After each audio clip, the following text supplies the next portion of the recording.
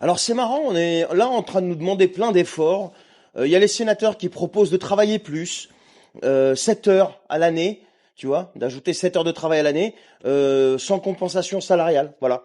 Donc ça, c'est des propositions pour résorber, par exemple, une partie du déficit de la sécurité sociale. Mais si on se posait plutôt d'autres questions. Alors je vais pas m'occuper des sénateurs, je vais m'occuper quand même de personnes qui sont plus en exercice, qui sont les anciens premiers ministres. Et combien ils peuvent nous coûter, si tu veux, à l'année? Parce qu'ils ont quand même un train de vie qui est quand même assez coûteux. 1,23 million d'euros. Oui, t'as bien entendu. Plus d'1 million pour des personnes qui ne sont même plus en fonction. Quand tu as des retraités à qui on vient expliquer qu'on va revaloriser les petites retraites de 0,9%.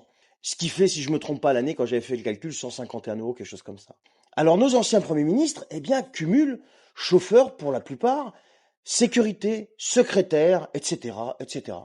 Tu prends un mec comme Dominique de Villepin. Lui, c'est presque 200 000 euros pour l'année. T'as Jean-Pierre Raffarin aussi, tu sais, la France d'en bas, celui qui disait la France d'en bas. Eh ben lui, c'est pas loin de 170 000 euros à l'année.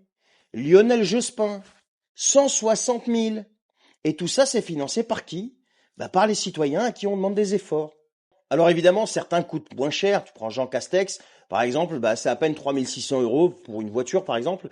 Édouard Philippe et Laurent Fabius, bah, eux, bah, ils coûtent rien du tout puisqu'ils sont encore en fonction, ils occupent des fonctions publiques. Mais en tout et pour tout, c'est quand même plus d'1 million à l'année pour des types qui sont plus en fonction. Alors soi-disant qu'il y a eu des efforts pour limiter les privilèges. Depuis 2019, il y a une espèce de décret qui impose que les avantages cessent après 10 ans ou alors à 67 ans, tu vois. Mais surprise, ça concerne pas tout le monde. Ça ne concerne que les anciens premiers ministres en poste après 2019. Les autres, non. Donc Raffarin, De Villepin et comment il s'appelle l'autre là, Jospin, bah continue comme avant. Voilà. Pendant qu'on vient t'expliquer, bah qu'il va falloir que tu travailles plus pour résorber le trou de la sécurité sociale. Elle est pas belle?